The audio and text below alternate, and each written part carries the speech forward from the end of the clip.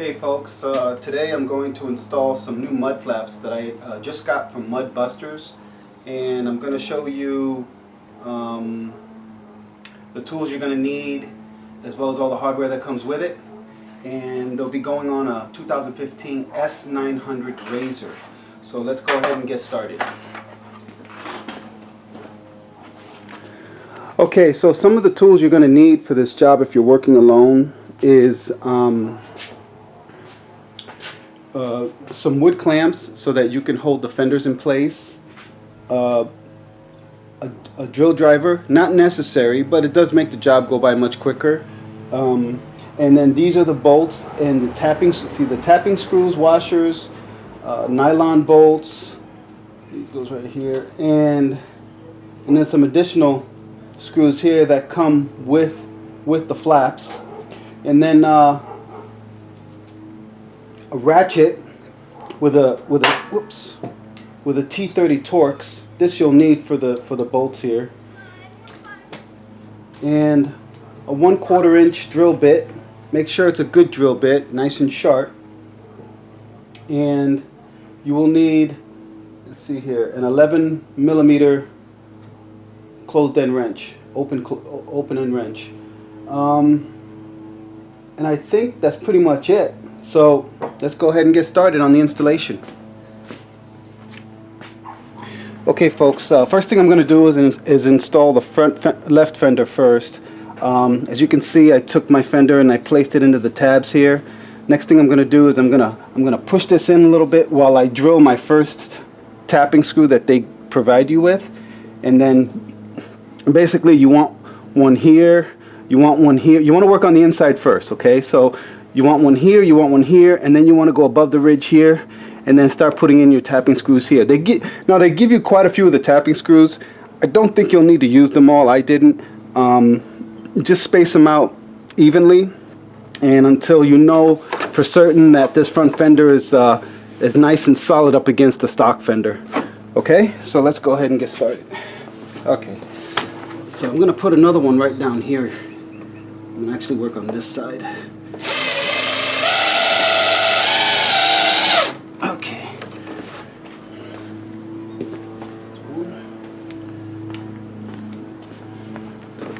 I'm going to put one here, right about there.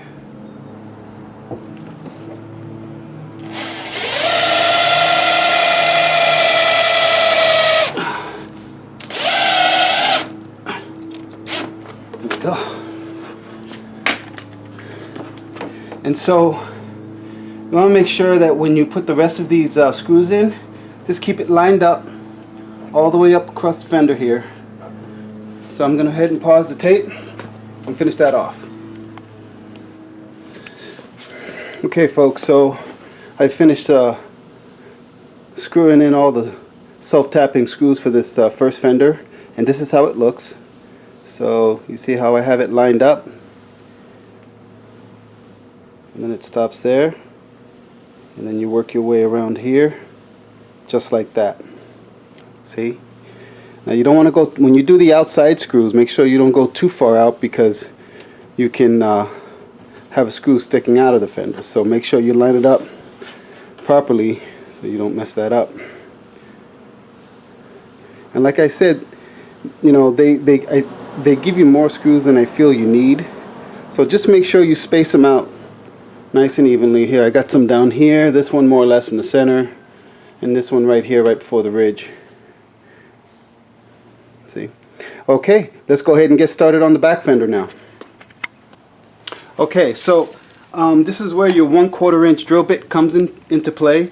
I'm going to go ahead and drill my first hole here and drill my second hole here. Put in my bolts so that it'll hold the fender in place, and then drill the rest of my holes in. Now they do say in the instructions that, you know, you can go ahead and mark them with a pen or something, but I just find it easier for me to do it this way, because sometimes when I mark things with a pen and then I take the fender off and I put it back on after I've pre-drilled it, it doesn't always line up. So if I do it this way, I know I'm getting an accurate alignment with all my pre-drilled holes. So once again, make sure you got a good sharp bit And I'm going to go ahead and drill my first hole on this corner. And you want to make sure also that this fender is nice and flush up against the edge of this stock fender. Okay? Just like that. Alright, here we go.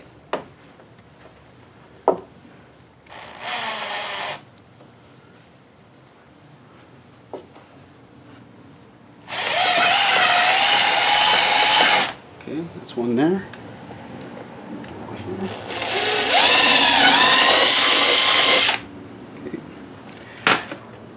Now I'm going to go ahead and put in the bolts that they supply you with. The washer goes on the opposite side of this fender, so I'm going to put one bolt in here and then hand tighten my nylon bolt.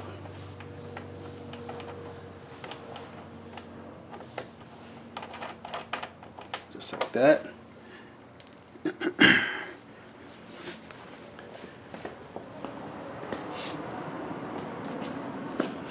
Then get my other bolt here. Awkward. Washer. And I'm going to go on the other side here and do this.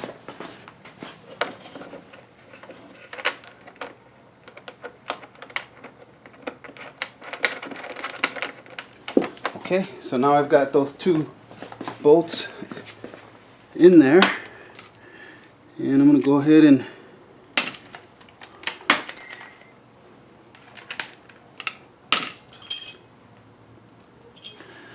break out my open end wrench here, place it on one side of the nut.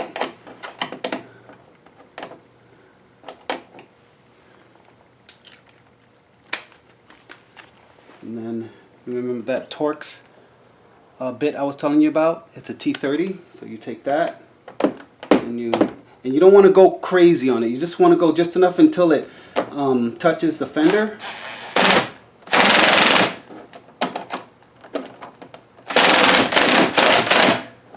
Just like that, because you can come back and hand tighten them, okay? Do this side.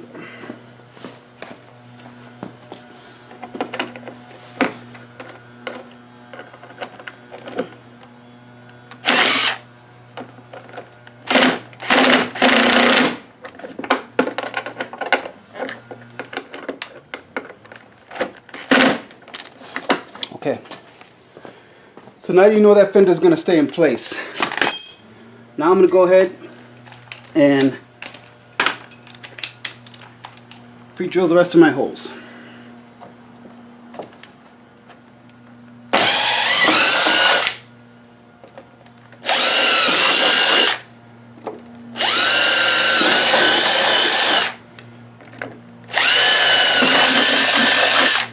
Okay. And you just do the same thing for the rest of those holes.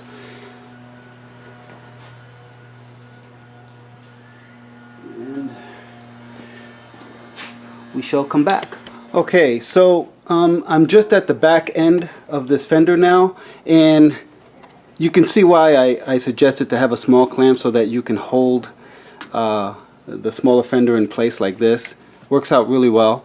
I'm going to go ahead and tighten up them screws, and then come back with my ratchet and hand tighten them. You don't want it extremely tight, you just kind of want it nice and snug. So I've got my 11 millimeter wrench here. I'm going to tighten this. Okay. Okay. And this. Okay. And I'm going to come back with my ratchet. Now you can just do it with a ratchet. You don't have to do it with my power tools. I tend to use power tools on everything, but it's just quicker. But you just want to get it nice and snug. Not too tight. Don't over tighten it.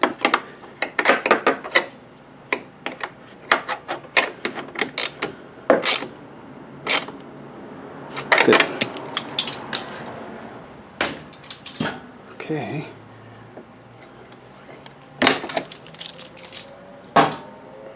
All right. Let's check out the final look here. Well, this is it. These are my new fenders from Mudbusters. Now I will say I think what I really like about these fenders is how they thought out carefully to give you a little bit more protection by overlapping this area here and then kind of wrapping around the light a little bit. I thought that was ingenious, really. Pretty smart idea. I think this will cut down the mud quite a bit. I've heard good things about them.